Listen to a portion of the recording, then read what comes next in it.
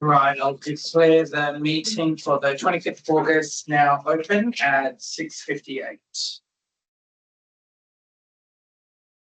I can give a report, Mr. President, on as a result of Councillor Thompson's resignation, seeing that he had not completed 1 year of his term. I went to the returning officer report, Ms. Holden's report of the 20th of the 10th, 2025, to determine who the fieldback candidates were. In that report, it indicated that Fu King was the first fieldback candidate. I subsequently wrote to Fu King offering the position. He wrote back to me finding that I then went to the second fieldback candidate indicated in the returning officer's report, Hafiz Musley. I subsequently wrote to Hafiz Musley. He indicated by a floor stat deck that he was qualified and willing to accept the position. And as of the 4th of August, he was elected to that position for the remainder of the term, which expires on the 20th of August 2029. I need to get Chancellor Musley to read out the declaration.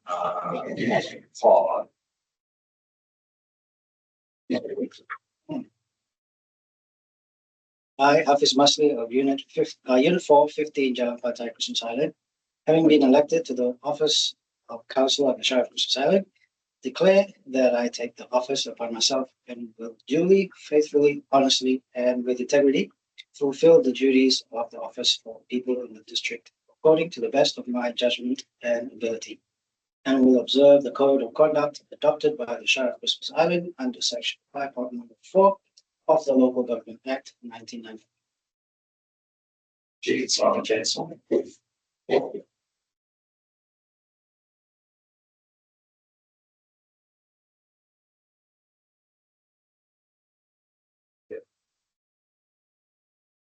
So yeah, just watch. And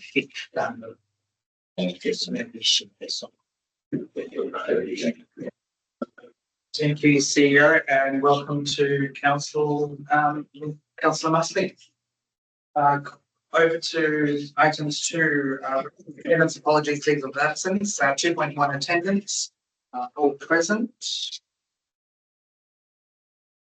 Any 2.2 for leave of absence?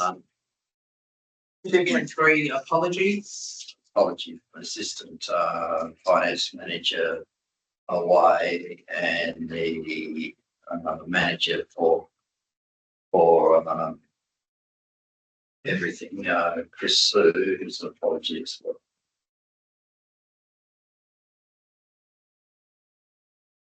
And 2.4 declarations of interest. And the rest. Item 3, response to previous publics taken on notice. Item 4, public question time. We'll go around.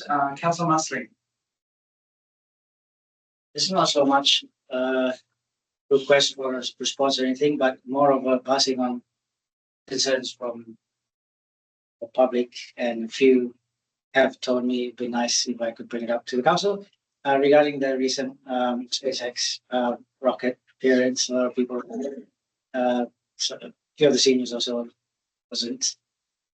They were just like, "Whoa, what's going on? It's like I'm in a war or something." So, they were saying the last time they remember when there was an intent to do some sort of missile exercise. There was an article out, and so people aware about this time. But then, I don't know what to do with this information. They didn't actually ask me to give a response or anything, but they just say, bring it up. To bring it up. The SpaceX, as we all know, the SpaceX project is something that was conducted through SpaceX out of the US. Christmas Island, from my understanding and the discussions that we've had with the team, was Christmas Island was a safe option for them to bring their vessel in close proximity to safe shore waters, for them to be able to take the next project, to be able to retrieve their vessel, to then redirect it back to the United States. So there is no concerns under a council's obligations or the community. It was just a matter of that Christmas Island was the closest and safest option for them to be able to bring this vessel to then start taking the next course of action to be able to retrieve it. And Councillor Young? They've been asked about what's the progress with allocating people from down the kampong with the land that we've had. That issue where we were going to do something out there, the creek ground. Yeah, we're in constant discussions with the government and also the department around the transfer of the land from Christmas Island and also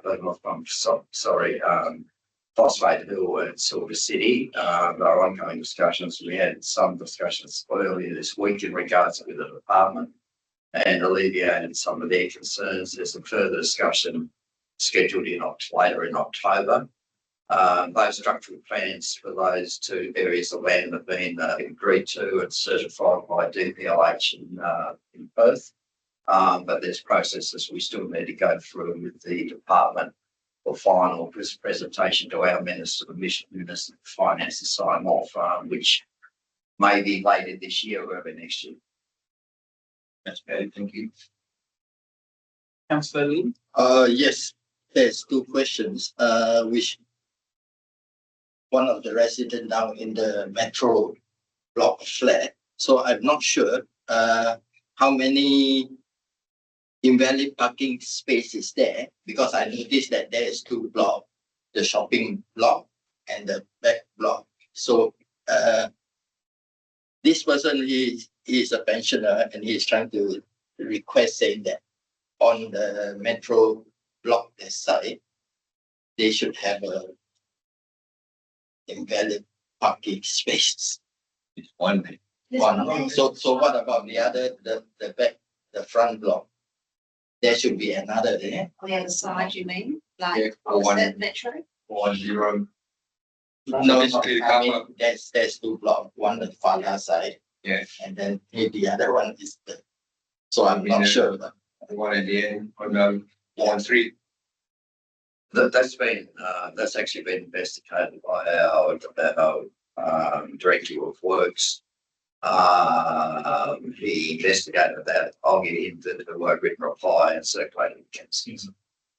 And also the second one is about the Telstra service, which had, I'm not sure, but on the Kunsan side, I haven't got any trouble with the Telstra service, but in the kampongs, sometimes they say that they can't get the service. So who should they get to?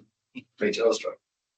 But they did have some outages, but they did actually notify that there were going to be some outages. Yeah, that was just recent. They were doing some, I'm going to use the word upgrade, upgrade. So that might have been applicable then, that they were doing those upgrades and that was out. Yeah. So I suppose when it comes to communications, we'll just have to refer the community back to the actual service provider if they're experiencing any kind of significant issues with their services, because it's out of actual council's responsibility.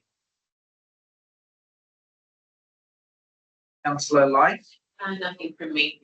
Councillor Crowe? nothing, maybe. And Councillor Tong? Nothing from me too. And okay, moving on to item 5, leave applications for leave of absence. None. And across to item 6, petitions, deputations and presentations.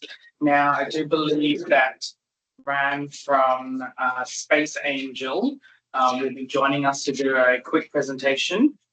Darren, can you confirm if Ram has joined? No, he hasn't. Okay, no worries. So what we'll do is as soon as Ram joins, he's currently in the United States, so there might be a time difference there. So when he joins, we'll actually revert back to item 6, so he can provide us a presentation for the Space Angel program. Right, goes to confirmations of previous minutes 7.1. So meeting from the 20th July. Right. Yeah. Right, can I get a mover? Moved by Councillor Tong, second. Second, Councillor Crowe. Any questions, queries, discussions? If we don't have any, we'll have show of hands for all those in favour. And that's 7.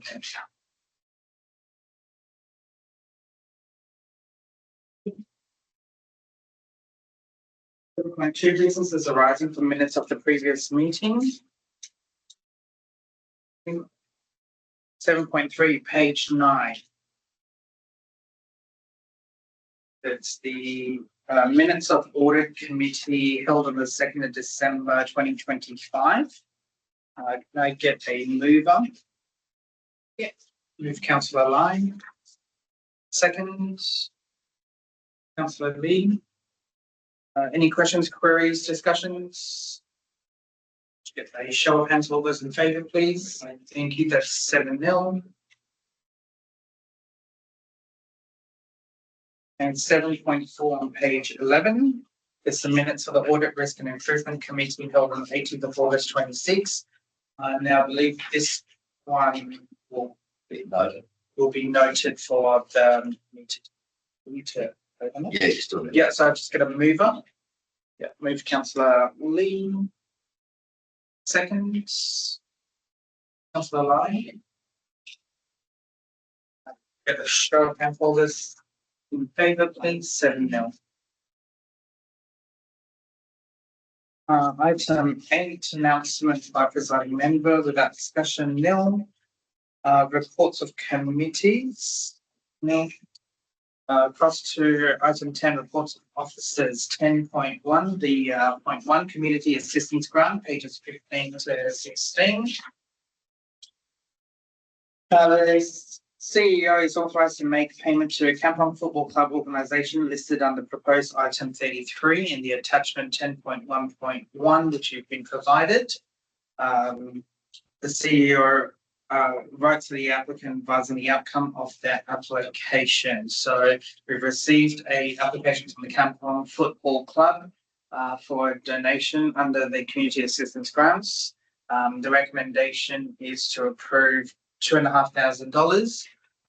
Can I get a mover for the recommendation? Moved Young. And second by Musley. Any questions, queries, discussions? No, if we're all okay with that, I'll get a show of hands, please. All those in favour, 7-0.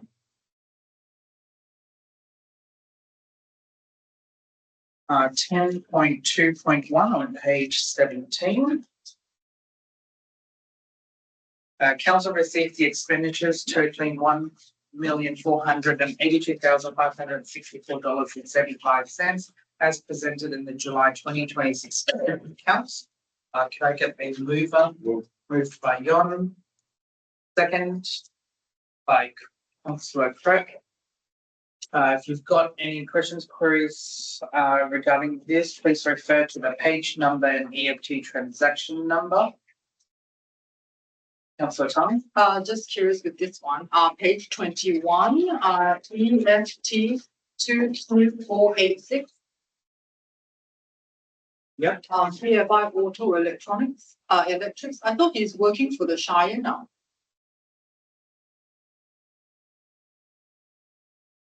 That act.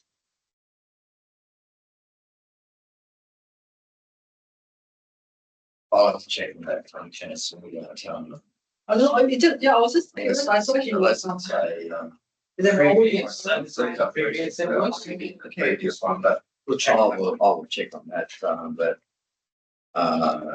certainly, we couldn't be charging us for any work that we're paying. But there was the it could be a timing issue. Yeah, it could be like an old idea. It did hit my mind. Then I'm like, better ask this. Yeah. If there's no further discussions, we get a show of hands for all those in favour. 7-0. Plus the page 23. Council receives the financial statements for July 2026. Get a mover. Yeah. Yep. Move. Yep. Move.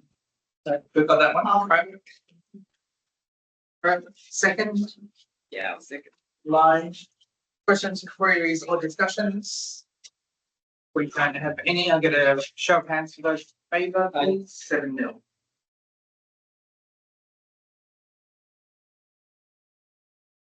And over to page 44 for item 10.2.3.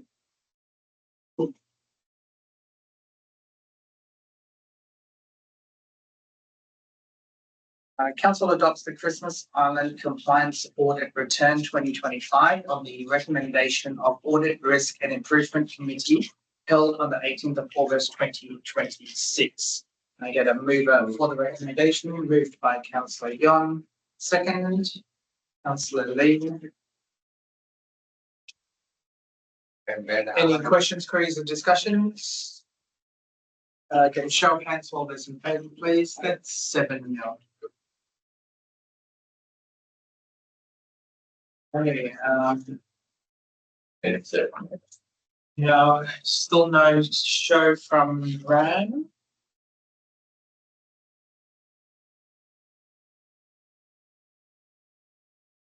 So 10.3, Director of Community Recreation Service and Training. Director of Works. Director of Planning. Item 11, elected members' motions of which previous notice has been given. Item 12, new business of an urgent introduced by discussion. There we go. Oh, no, that's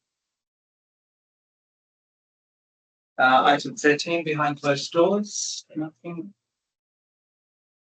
It sat him down. Let's just read out. Yeah, I'm just trying to get him in. Oh, yes.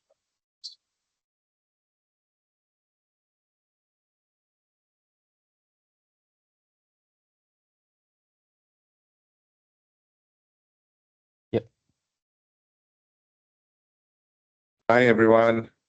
Oh, There we go. Good evening, Ram. Welcome. Thank you for joining us this evening. thank you. Thank you so much. Unfortunately, it's still 6 o'clock in the morning here in Salt Lake, Utah. It's a pleasure to meet all of you, and thanks for having us as part of your meeting. Can you hear me well? Yes, we can. Okay, excellent. I'd like to introduce you to Sergio, one of my colleagues here. I thought since he's with me, we may as well say hello, and then we'll kick off on the meeting. Sergio, if you want to say a few words about yourself and your experience. Sure. Good morning, everybody, or good morning to us. Good evening to you all. Yeah, it's pretty early over here, but I'm excited to join on the journey with Ram here and developing the space opportunities over in that area of the world. I've got over 30 years of experience in the space industry, a lot of it in the launch business and human space flight. And I'm very excited and eager to get going on this initiative and bring my expertise to not only what we're building as a company, but what we can do for for humanity to get access to space and for that part of the world too. So good to meet you all, and looking forward to working with everybody. Thanks, Sergio. So over to you, Steve, and team, and we'll take it forward from there.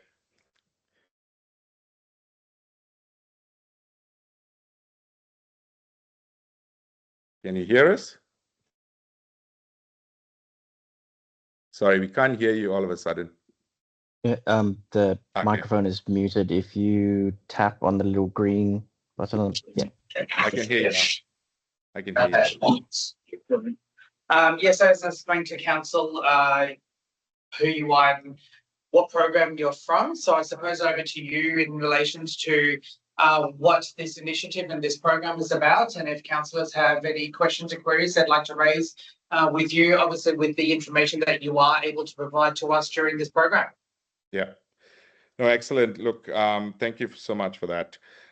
So the Spaceport Establishment Grant Program is meant to focus on two areas. The first area is to develop the business case side of things. And when we say business case here, it looks at 3 layers. It looks at the macro layer, which is understanding of the economics of doing business in a particular region or particular site, which will ultimately inform 2 or 3 key stakeholders. One of the major stakeholder is governments, I would say. So it's not only state, but also local shires and so on, to provide the understanding of what is this opportunity and how is this going to work in this particular site or region. Secondly, the business case is targeted at sort of investors who want to sort of invest and understand a bit better in terms of the risks and what's involved. And thirdly, the business case looks at all the economic modeling from a space sector perspective, whether it's launch or re-entry or other type of complementary services that we can provide, which will create the economic value proposition essentially to be enabling this sort of work. So that's the first one portion of the business case study. And then the second part is specific site assessment. So when it comes to site assessment, I think the first basic things that we'll have to look into is from community engagements. This is already part of that exercise, beginning stages of that exercise.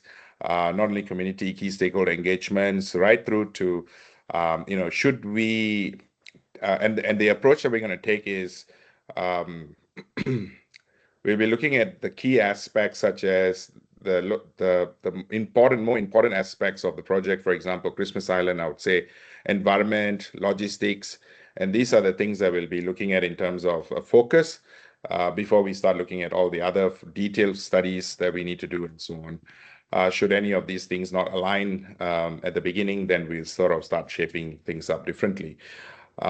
So in regards to site assessments, I think we are very early days, as you know, with Christmas Island. We just started engaging, so this will be a very initial kickoff.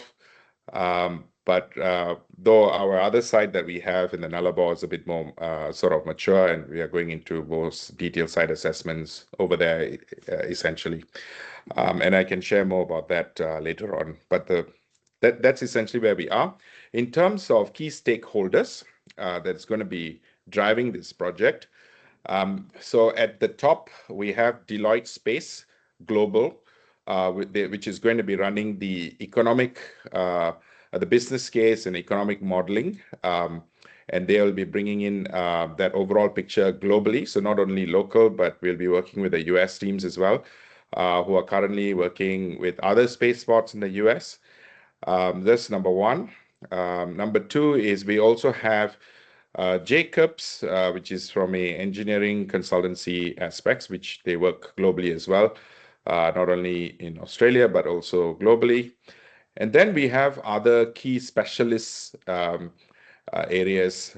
So these are the two guys who are, two companies who are going to be doing sort of the business case analysis and so on.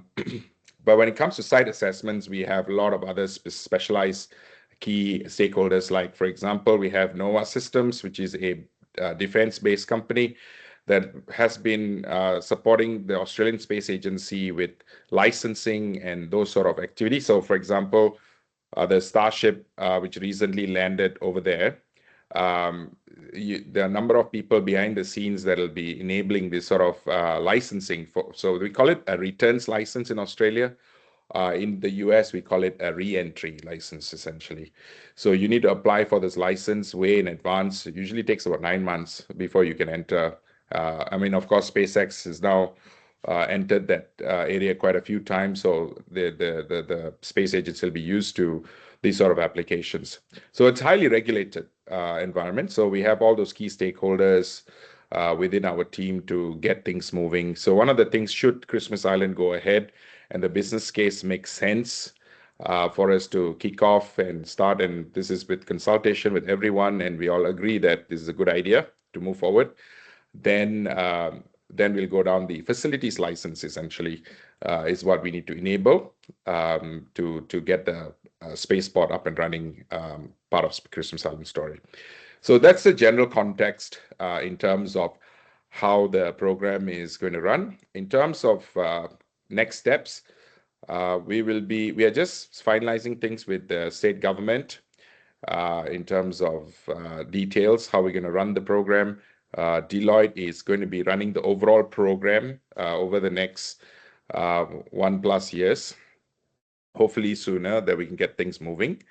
So they will be supporting in terms of the touch points, as well as together with our team in regards to driving this forward, and completing whatever relevant studies that we need to over the next few months to come.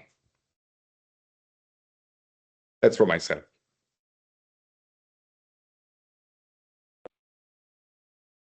Thank you, Ram. I suppose we'll pass through to councillors. Have we got any questions or would like to ask Ram about the program?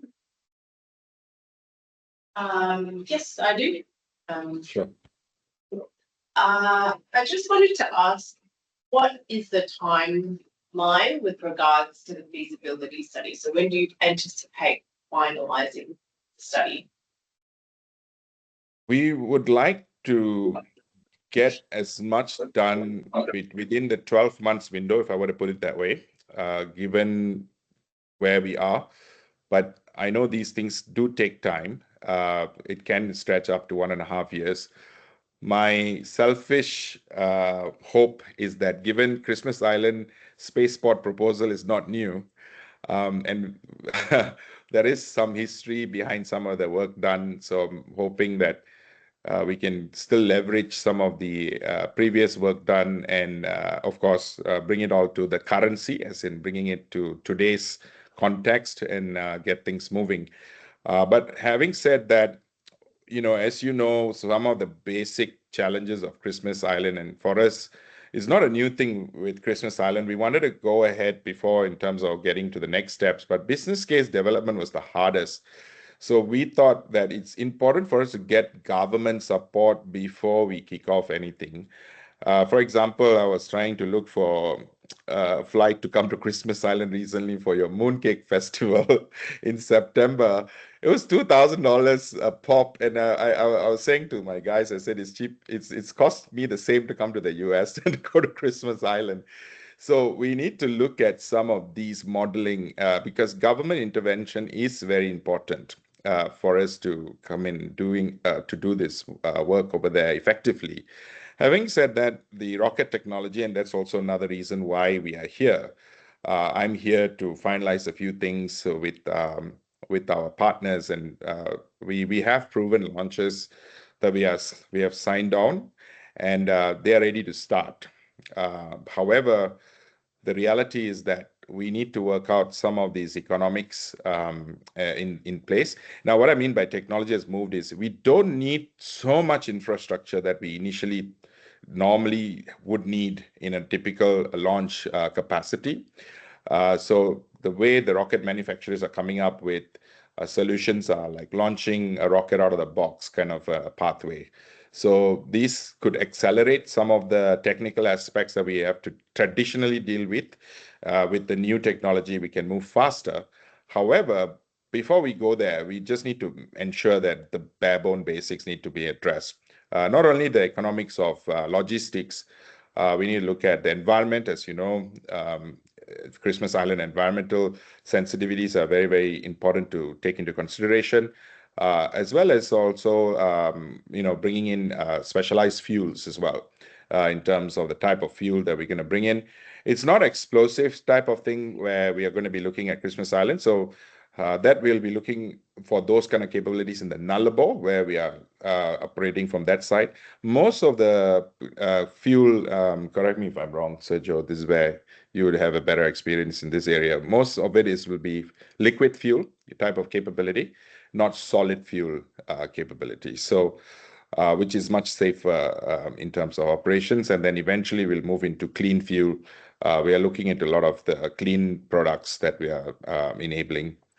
The other aspect, which you already probably are aware of, is power.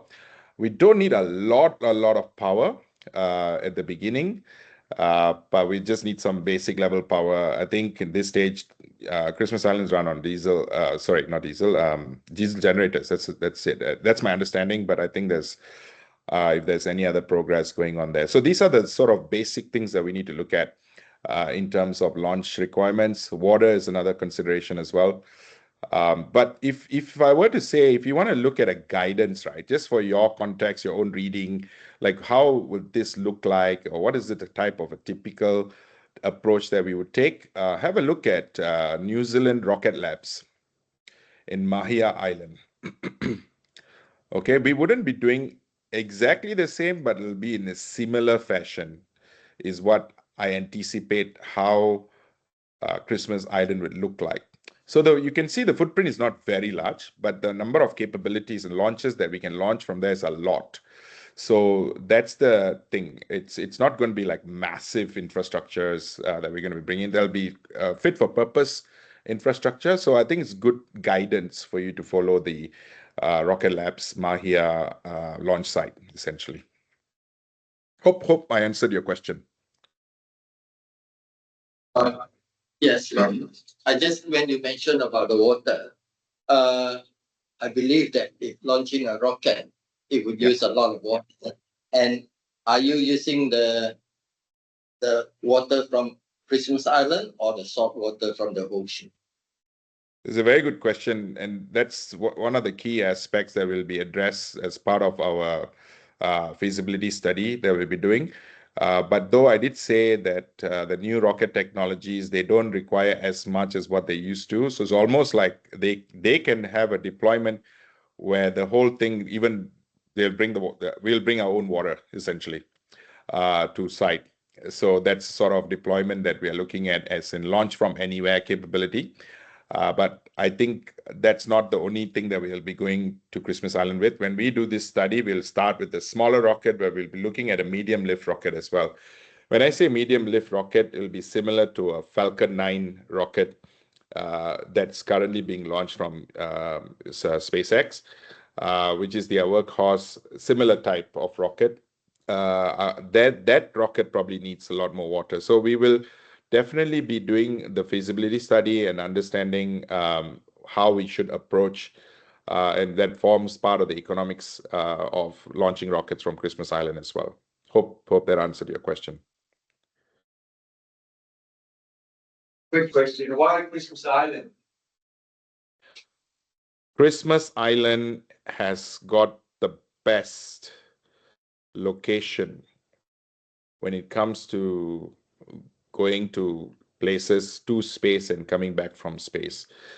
So when I say that in the most simplistic way, if I were to approach this, is that a lot of the connectivity satellite, Starlink and the likes, they go to low Earth orbit and insert connectivity satellites. And Christmas Island is a great location for an equatorial launch site. Why? Is because the rotation of the Earth moves at 457 meters per second, something like that.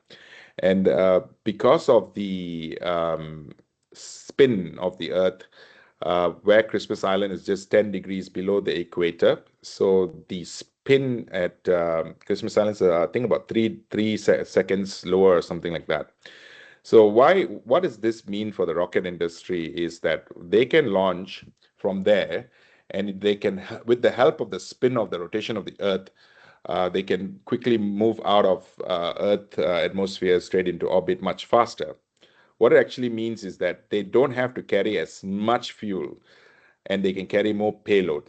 Essentially, they can carry more satellites, and they don't have to carry as much fuel to launch from that site. So that's number one from an equatorial perspective, to go to locations where you would have these type of satellites. The other positive is if you want to do moon missions, you want to go to moon and other missions that we're going to run from there, that location is fantastic. So like one of our partners that we are actually finalizing the first feasibility study that we're going to phase 1, that we're going to be most likely signing within the next 2 to 3 weeks. And that's why we are here. They've already gone to the moon. So they have presence on the moon. They've got a spacecraft on the moon already. So we're bringing in those kind of proven capabilities to site. The other, that's from launching from equator, so leveraging the spin of the Earth. And then when it comes to defense and also other type of like insurance companies and so on, what they launch is sort of Earth observation satellites. So they tend to work around the polar. So from Christmas Island, you can even launch downwards south, and that's called the polar region and polar orbit. And with polar orbit, they launch satellites such as satellites that take imagery of Earth, very detailed imagery of Earth. So which is used for insurance companies, use it for farmers and all sorts of other sort of insurance risk calculations, as well as the defense use it for marine domain awareness. Looking at all the sort of Earth observatory capabilities, and that's sort of the areas that are growing. And then also other types of missions as well along the way. Right now, we are now moving towards data center deployments. Data center deployments, they want to go to specific inclinations. They are neither equatorial, exactly on the equator, or the polar. They're like sort of sometimes in between, in new inclinations, we call it, new places in space, essentially. So Christmas Island supports all these type of missions. So that's why the location is really, really fantastic. If we can get all the economics and the logistics and the safety and environmental aspects right, I think it'll be one of the greater locations in the world. That's why it's highly sought after. And also for our US people from the US, US doesn't have an equatorial site, so it'll be a great extension for those capabilities to come here as well, as in bringing in the equatorial capabilities, and which means we'll create a lot of jobs, which means that we can go to places and run missions which normally will cost much more to be running from the other side of the world. So yeah, these are all the things that we need to sort of still study. I'm not saying it's just a thing which is done, but this is where the opportunity lies in terms of the economic activity that could be leveraged by Christmas Island. Ram, when you mentioned about previously the APSC, they did come up for the proposal, and somehow I think they do have some protest from our neighbor country and country. That time is Timor. They are talking this launching pad, which will affect their airspace.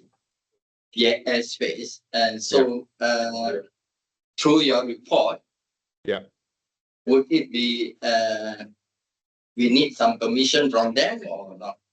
Yes, so we will be engaged. So you're absolutely right. So the Indonesian government is very, very iffy about airspace. As soon as we enter their airspace, they're very, conscious of that. We will be working with Indonesia. As part of the studies, we will be looking at how we approach that requirement. And the trajectory analysis that we've asked our partner, the rocket company, to do is to avoid the airspace of Indonesia. And how are we going to do that? Is the studies that they already kicked off. Yesterday we spoke, and we've asked them to do the work. Now, in terms of government-to-government engagement, absolutely. So we work with Department of Foreign Affairs and Trade. So one thing you need to understand, and especially now with the changes of geopolitics, when it comes to this business, we are very closely aligned with geopolitics and geopolitics of our country as well as our neighbors. So therefore, it's highly sensitive. So we are always working with federal government as well as people like Austrade. So for example, one of the guys who was here in Utah with us, Nick, so he's the one who coordinated this whole SpaceX landing over at Christmas, or not at Christmas Island, over in the Indian Ocean, and which is now brought to Christmas Island. So we are in touch with all these key stakeholders all the time, and they give us guidance in terms of how we should manage the key stakeholders in the region and so on. And in fact, yesterday he brought it up with me, this exact same question you're asking me today. He said, Indonesia is the only embassy we are open 24 hours because of this reason. So we are familiar with it, we are aware of it, and we will be addressing it. Excuse me. Also, Ram, just on that, indeed, coordination with our air traffic that constantly flies over the island, which is increasing every day. But it is a lot of flights do go directly over Sea Island. Yeah, so I just make that will be part of your business case and study as well. Totally agree. So, CASA is a key stakeholder in this whole process as well. Civil Aviation Authority for both sides, and we deal with them even now. So we will be working with them. There is an MOU between the Australian Space Agency and CASA. So they will sort of invoke that MOU to work on projects such as ours, where we are not sort of speaking different language to different stakeholders. We'll bring them under the one roof or one page, I would say, and then communicate consistently. That's some of the work that Deloitte will be orchestrating as part of this piece of work. So your feasibility studies, as you continue from Councillor Lydon, it's going to take at least 12 months to maybe 12 months, right, for a year. At the end of that feasibility studies, there is option for you to build something here. Is that correct? Correct. So as part of the studies, it will provide that clarity on particular key things. For us, is one of the key clarity that we need is sort of approvals and how we can operate this effectively for a long period of time, not just a short-term viewpoint. Okay. So we need to be consciously looking at the environments and marine and all those sort of aspects that we need to go into sort of those detailed studies. But yes, as part of the studies, we will also articulate and understand, and we will be building a roadmap to showcase what is it that we're going to be bringing onto the island as a launch capability. And we will be showcasing, determining, what infrastructure will be required to enable the small lift rocket. So I can tell you that's where we most likely start, small lift rocket. And then moving on to the medium lift rocket. I'm not so sure about Starship landing in Christmas Island.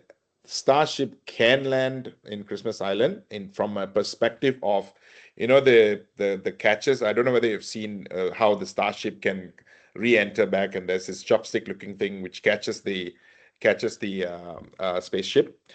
That can happen, but I'm not so confident that you can launch because it's such a large, you guys would have seen the ship is such a large ship. So that sort of operations is huge. So should SpaceX agree to discuss and talk to us about, considering that rocket as part of these studies, nothing has been finalized. We'll be just trying to engage with them. But it's probably worth studying as part of the process. I highly doubt it, but then again, you just don't know what is the potential, what they are building from their side as well. So that's how I would say the study will inform, but the highly likelihood in terms of realism of expectations, I would say the small lift and the medium lift is definitely something that can be seriously considered from Christmas Island. So we will provide all the requirements. The studies will determine all the requirements of the type of infrastructure that we need. And we'll be working with the locals to understand what capabilities that's already there and what capabilities that we will be needing to bring on board as well.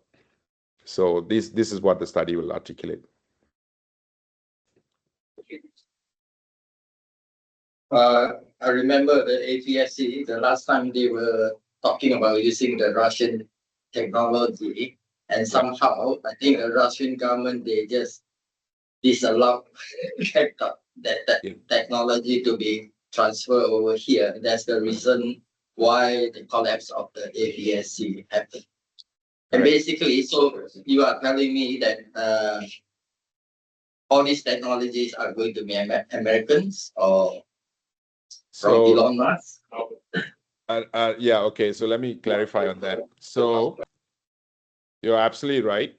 I think it was also a bit of story. So this type of technology is highly safeguarded in the world from any country. It doesn't matter which country you are. If you're developing this kind of technology, it's highly safeguarded. And to your context of Russia safeguarding their technology, yes, I think they told that Australians can't enter the site or something along those lines, and the whole thing went a bit sideways in terms of the APSC project as well.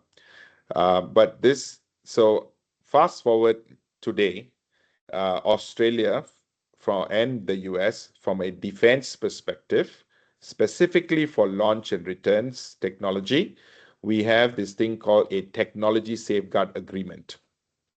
Okay, so the technology safeguard agreement under the AUKUS Pillar 1 and Pillar 2. So we are talking about Pillar 2 here. We have, as a sovereign Australian company, we have the capability and the agreements with the US to be building this capability here. So we have the technology safeguard umbrella agreement with the country, and that protects us as well as a business running out of Australia. So that's number one. Number two is the way we will approach our spaceport capability is we will not be locked into any one player. We will be looking at multiple players so that we have better project success. And yes, it is with the US players initially because of the policy and technology safeguards. We do work closely with India. I've got a lot of strong relationships there with India. When they started, they were all very sorry, India didn't have actually in 2022 when the recent rocket that Skyroot launched. We've got an MOU with them. In 2022, they didn't even have a policy to go out of the country. It was all government driven. Now they have got this massive policy to sort of be commercially active.